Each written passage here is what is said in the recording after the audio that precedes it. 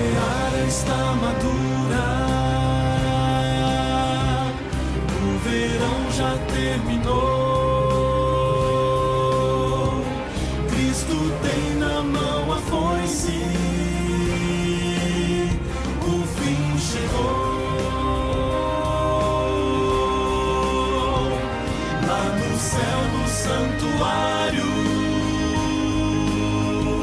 já não há intercessor. Cristo vem julgar o mundo, vem juntar os que são seus.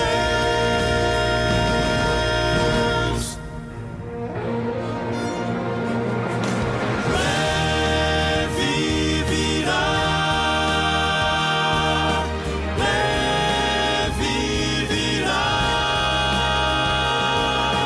breve Jesus voltará.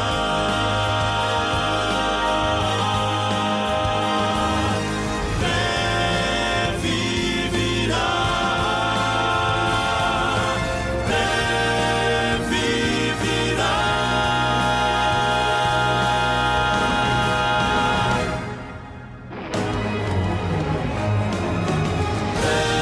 Breve Jesus voltará.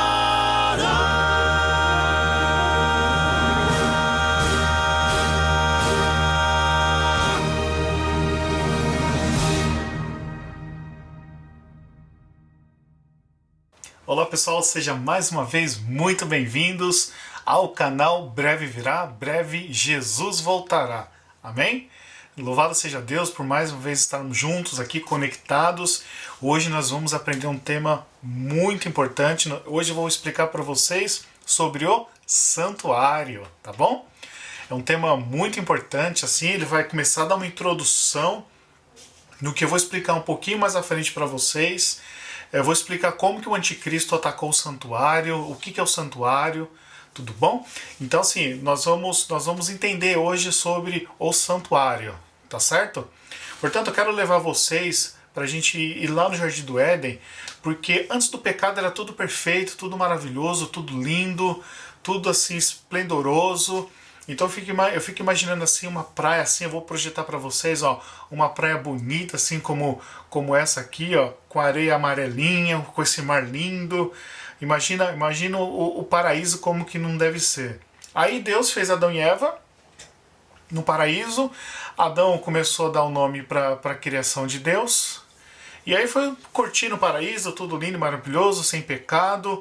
E aí tem um detalhe importante aqui, ó, a comunicação naquela época, volta aqui comigo, ó. A comunicação naquela época no Jardim do Éden, antes do pecado, sabe como que era? Era face a face, tete a tete.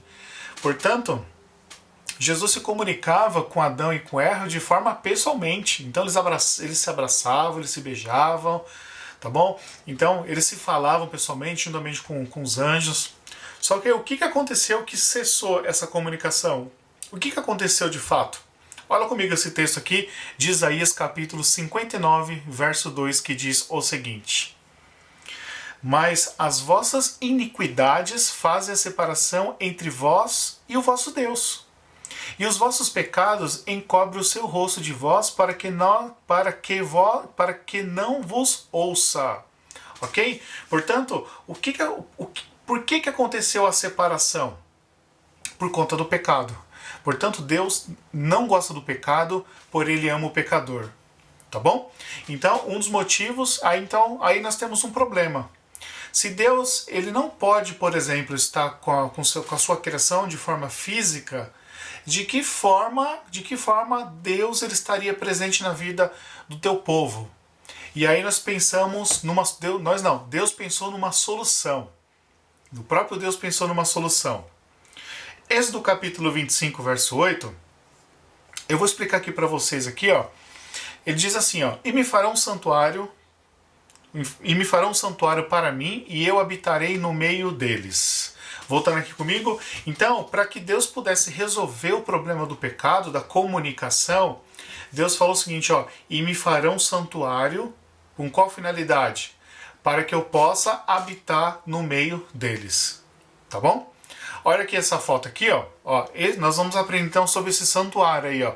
Do seu lado esquerdo aqui, inferior, você está vendo aqui o santuário pro lado de fora. E do seu lado direito aqui, você está vendo aqui o santuário do lado de dentro. Tá bom? Eu vou passar aqui com vocês agora todos os versos. É um vídeo com bastante sermões, com bastante textos bíblicos. Tá? Então você toma nota aí, vai pegando aí a ideia. Eu vou falando a Bíblia, vou mostrando os textos da Bíblia e também eu vou mostrando também o gráficozinho do santuário, que a gente vai montar o santuário junto, tá bom? Portanto, eu vou passando aqui de forma até um pouco rápida para que esse vídeo não fique tão longo. Então vem comigo aqui, ó. Então esse aqui é o santuário. O santuário ele está em 2 compartimentos. O primeiro compartimento é o Santíssimo, depois vem o Santo e depois vem o pátio, tá bom? Quais são os objetos que ficam dentro do santuário? Quais são os objetos? Êxodo capítulo 40, verso 20 e 21, ele fala o seguinte, ó. Colocou também as tábuas da aliança na arca, fixou nela as varas e pôs sobre ela a tampa. Em seguida, trouxe a arca para dentro do tabernáculo ou santuário e pendurou o véu protetor, cobrindo a arca da aliança, como o Senhor tinha ordenado. Voltando aqui comigo, então, olha só, entenda uma coisa. Quem é o arquiteto, o idealizador do santuário é o próprio Deus, de acordo com o Êxodo que nós acabamos de ler. Portanto, o primeiro texto ele fala o seguinte, olha, ele colocou a arca dentro do Santíssimo, do Santo dos Santos, do Santíssimo lá, colocou a tábua dos 10 mandamentos, aquela que foi escrita pelo dedo de Deus, entregada por Moisés lá no Monte Sinai, e colocou uma tampa, que talvez na sua versão está escrito propiciatório, e fechou e colocou um véu separando o Santo do Santíssimo. Vou mostrar aqui para vocês o gráfico, olha o gráfico aí, a Arca da Aliança, e aí os 10 mandamentos dentro, e agora ele colocou aqui o véu, tá bom? Vamos prosseguir aqui. Êxodo capítulo 40, verso 22, 24 e 26 diz o seguinte, ó. Moisés colocou a mesa na tenda do encontro do lado norte do tabernáculo para o lado de fora do véu. Pôs o candelabro na tenda do encontro em frente da mesa no lado sul do tabernáculo. Moisés também pôs o altar de ouro na tenda da congregação diante do véu. Olha o gráfico aí. Então, Deus mandou o seguinte, ó, a mesa você coloca no norte, o candelabro você coloca no sul, e entre os dois, na frente do véu, você coloca o altar de ouro, tá bom? Êxodo 40, 29, 30 e 33 diz assim, ó. Montou o altar de holocausto à entrada do tabernáculo, a tenda do encontro, e sobre ele ofereceu holocaustos às ofertas de cereal, como o Senhor tinha ordenado. Colocou a bacia entre a tenda do encontro e o altar e encheu-a de água. Finalmente, Moisés armou o pátio ao redor do tabernáculo e colocou a cortina à entrada do pátio. Assim, Moisés terminou o quê? A obra que o Senhor ordenou. Olha o gráfico aí. Então, aí do lado de fora, Deus pediu para colocar uma bacia e um altar aqui, ó. Então Deus ele falou o seguinte, o altar você coloca na entrada do pátio e a bacia você coloca entre o altar e a entrada da tenda, tá certo? Bom, aqui você já viu o santuário, vocês viram que os objetos, depois eu vou explicar para vocês aqui para que serve cada objeto desse. Então vamos continuar montando o santuário, tá? Agora, na verdade o santuário já está montado, já está preparado aí como eu mostrei para vocês. Agora, primeira pergunta, quem poderia entrar dentro do santuário? A Bíblia responde? A Bíblia responde, acompanha comigo aí. Hebreus capítulo 9, verso 6, ele diz assim, ó. Estando tudo assim preparado, os sacerdotes entravam regularmente no lugar santo do tabernáculo para exercer o ministério. Tá bom? Vou mostrar o gráfico aqui para vocês. Portanto, somente os sacerdotes entravam aqui, ó, no lugar santo. Tá bom? Os sacerdotes. Então, era mais do que uma pessoa. Hebreus capítulo 9, verso 7, diz assim: no entanto, somente o sumo sacerdote entrava no Santo dos Santos apenas uma vez por ano, e nunca sem apresentar o sangue do sacrifício que era oferecido por si mesmo e pelos pecados que o povo havia cometido por ignorância. Tá bom? Voltando aqui comigo. Portanto, os sacerdotes, eles entravam até o santo. Entrava lá constantemente, fazia lá os serviços sagrados, que é o próximo passo do vídeo agora que eu vou explicar para vocês. Portanto, uma vez por ano, o sumo sacerdote, é apenas um, não existe outro. O que ele fazia? Ele fazia a expiação, tá bom? Eu posso explicar isso para vocês em um outro vídeo. O que é a expiação? Seria como o dia do juízo final, seria como a volta de Jesus. Então, o sumo sacerdote, o que ele fazia? Ele entrava uma vez por ano com sangue na parte dos santos, tá bom? Agora eu vou explicar para vocês esse negócio de sacrifício aí, o que acontecia no santuário, tá bom? Acompanhe comigo aqui o livro de Números, capítulo 28, do versículo 1 até o versículo 4, que diz o seguinte: O Senhor disse a Moisés: Ordena aos israelitas e diz-lhes: Tenham cuidado de apresentar-me na época designada a comida para as minhas ofertas preparadas no fogo, como um aroma que me seja agradável. Diga-lhes: Esta é a oferta preparada no fogo que vocês apresentarão ao Senhor. 2 cordeiros de 1 ano sem defeito, como holocausto diário. Ofereçam um cordeiro pela manhã e ao cair da tarde. Portanto, volta aqui comigo. Então, o próprio Senhor falou o seguinte: olha, o que vocês vão fazer nesse santuário todo dia? Vai ter o altar do sacrifício, vocês vão oferecer um cordeiro de manhã e um cordeiro no final do dia. Por que é um cordeiro de manhã e um no final do dia? Representa o dia bíblico, de acordo com Gênesis. O dia ele vira 24 horas no pôr do sol, não é meia-noite, tá? Porque meia-noite já está dizendo, meia-noite, já está na metade da noite, meia-noite. Então, portanto, eu vou explicar para vocês isso no estudo do Anticristo, porque o Anticristo atacou os tempos e a lei de Deus. Vou explicar essa parte no estudo do Anticristo. Tudo bem? Portanto, o que aconteceu no santuário? Sacrifício de manhã e sacrifício à tarde, representando o quê? Um período de 24 horas, tá certo? Portanto, as pessoas, e quem tinha condições, trazia lá também o seu cordeiro e fazia por sacrifício por conta dos seus pecados, tá bom? Então, portanto, como é que funcionava então a remissão de pecados, né, na época do santuário? A pessoa, todo mundo cometia os seus pecados, então como que era o processo de conseguir o perdão? É o mesmo os passos que são hoje. Para que você consiga o perdão de Deus, você precisa dar 3 passos. Quais são esses 3 passos? Você precisa se arrepender, você precisa confessar e, por fim, você precisa abandonar. E aí sim, eles fariam o sacrifício. Hoje é a mesma coisa. Não adianta eu pedir perdão para Deus e falar: Senhor, me perdoe porque eu estou adulterando, né? E eu continuo a adulterar. Isso Deus não vai me perdoar, porque eu além de estar confessando, só que eu não estou arrependido e muito menos eu estou abandonando. Portanto, para que o perdão do pecado seja alcançado por Deus, você e eu precisamos dar esses 3 passos. Tudo bem? Portanto, nessa época sacrificavam-se cordeiros, tá bom? Portanto, hoje, por que hoje não precisa sacrificar o cordeiro? Porque Jesus é o cordeiro de Deus. Foi Jesus que morreu na cruz. Esse cordeiro que eles sacrificavam no altar já estava representando quem? Já estava representando a morte de Jesus, tá bom? Vou avançar aqui mais um pouquinho.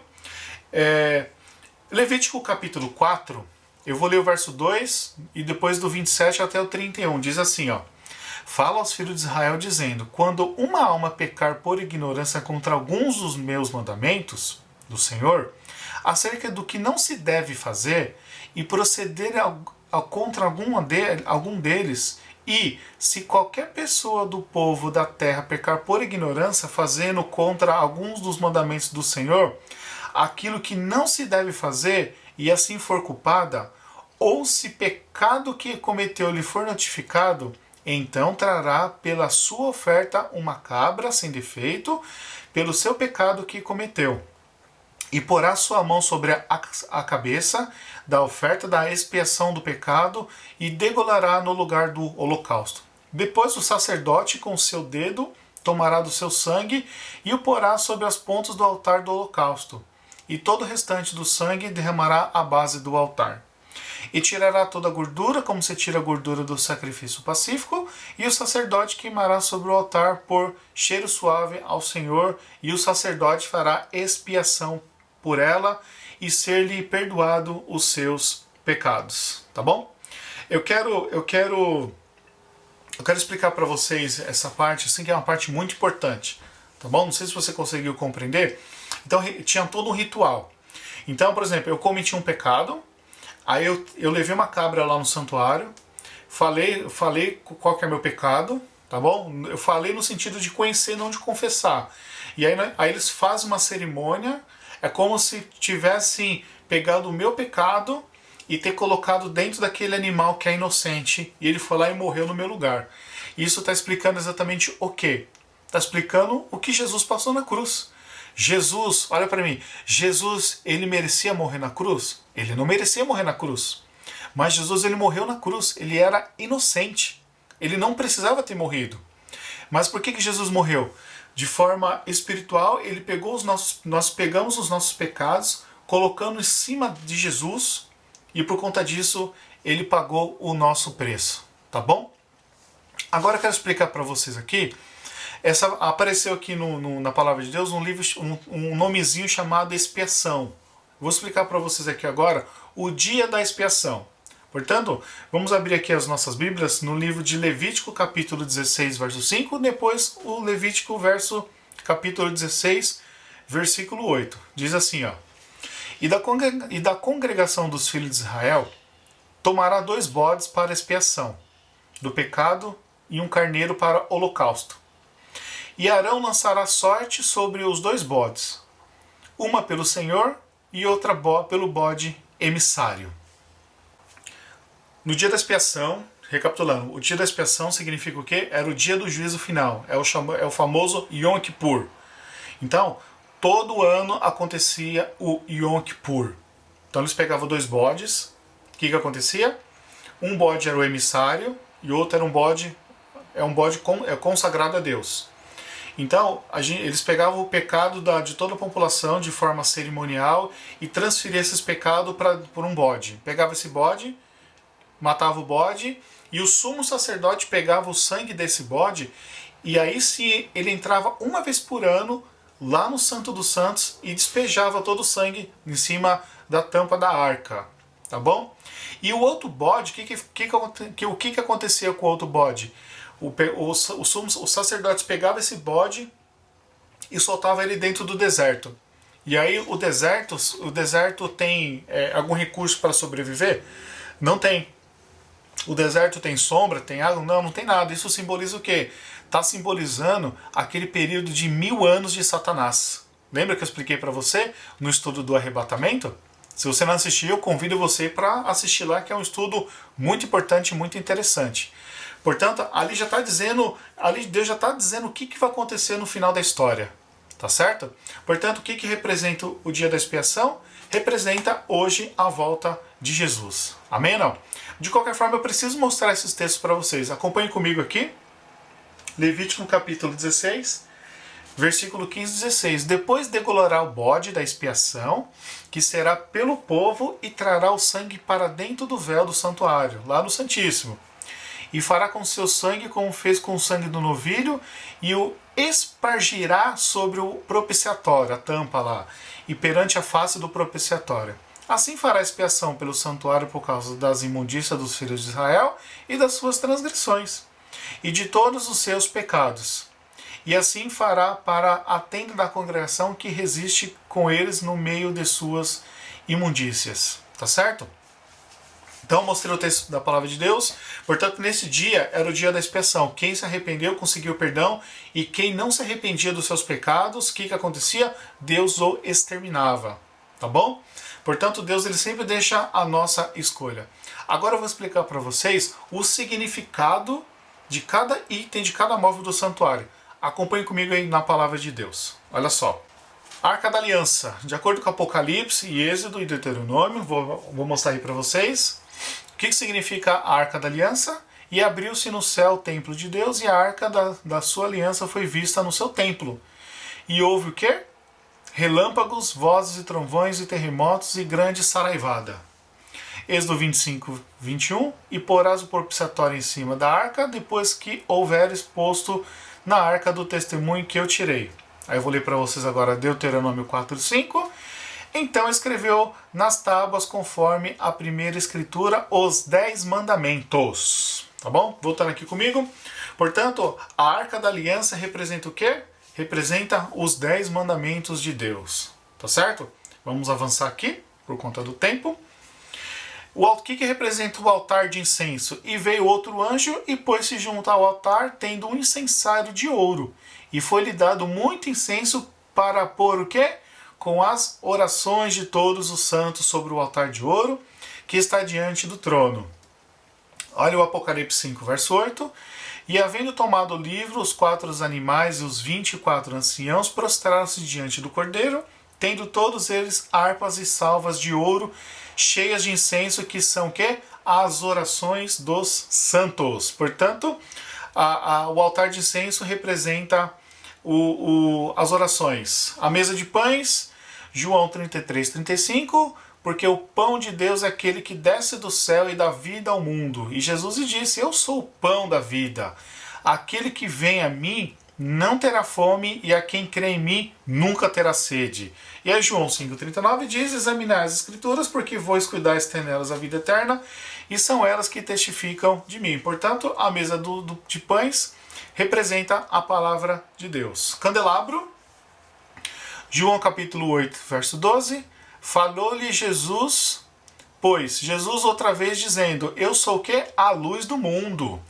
E aí Jesus falou lá em João 14,16, e eu rogarei ao Pai, e ele vos dará o quê? Um outro Consolador. Olha aí o gráfico aí então para vocês. Portanto, a Arca da Aliança representa os 10 mandamentos, o altar de ouro, a oração, a mesa com pães, a Bíblia, o candelabro, a atuação do Espírito Santo, a bacia aqui, ó, com água representa o batismo, o altar de holocausto representa o quê? Representa a cruz de Cristo. Amém? Louvado seja Deus, né? Portanto, quando Jesus morreu na cruz, o que realmente Jesus aboliu, né? Então, muitas vezes a gente escuta que Jesus aboliu os mandamentos, nós estamos vivendo um tempo da graça. A gente precisa entender sobre esses pontos. Eu vou explicar para vocês sobre a lei de Deus, vou explicar o que realmente foi abolido, tá bom? Aliás, vou explicar hoje para vocês o que foi abolido. Acompanhe comigo aqui esse texto aqui da palavra de Deus, ó. Mateus capítulo 27, 50 e 51, ele diz assim, ó.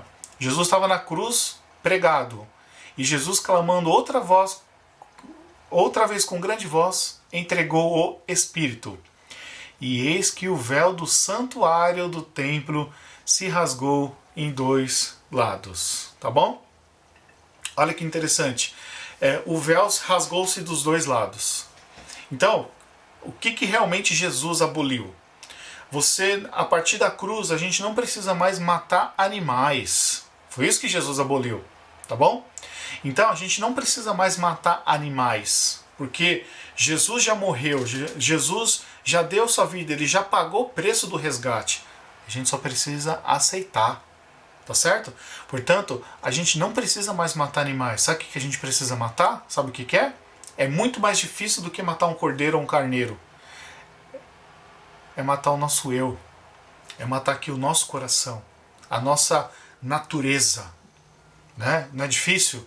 Não é difícil a gente resistir aos pecados?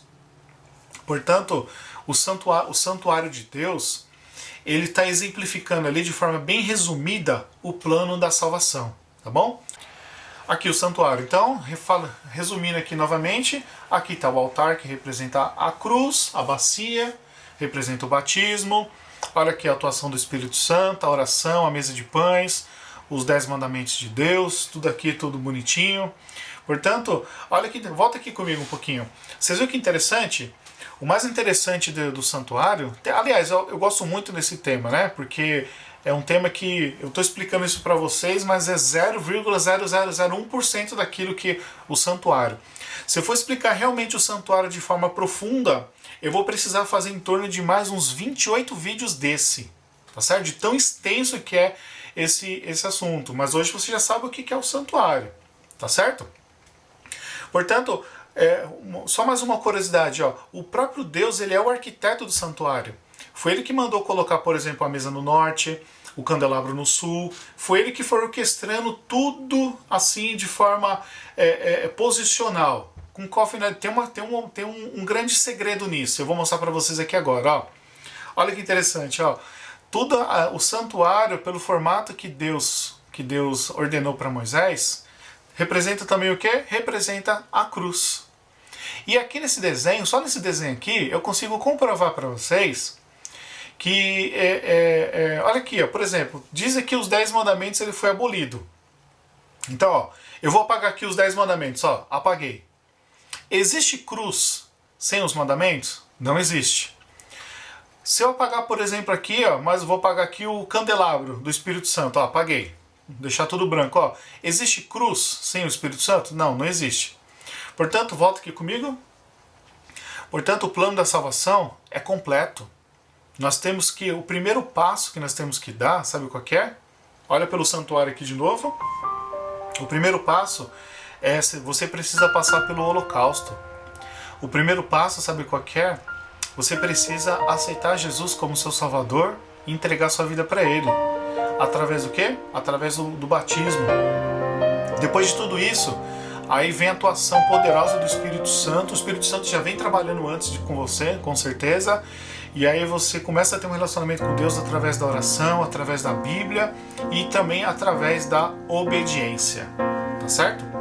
Portanto, o tema de hoje é um tema muito importante. Eu faço um apelo para que é um tema também bastante complexo.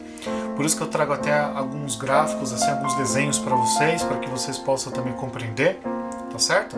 Portanto, que Deus possa te abençoar e que você realmente possa estar colocando tudo em prática aquilo que você está aprendendo aqui junto comigo, tá bom? Vamos mais uma vez orar ao nosso Deus? Feche seus olhos, inclina sua fronte e vamos juntos falar com o nosso Deus. Senhor nosso Deus, Pai Todo-Poderoso, hoje nós aprendemos sobre o santuário. Aqui está, de forma resumida, o plano da salvação. E eu quero colocar a minha vida nas tuas mãos, quero colocar dessa pessoa também que está assistindo esse vídeo, que o Senhor possa estar abençoando ela de forma poderosa, Pai. Colocamos mais uma vez a nossa vida nas tuas mãos e é o que eu te peço, te agradeço, em nome de Jesus. Amém, Senhor Deus. Amém, Pai.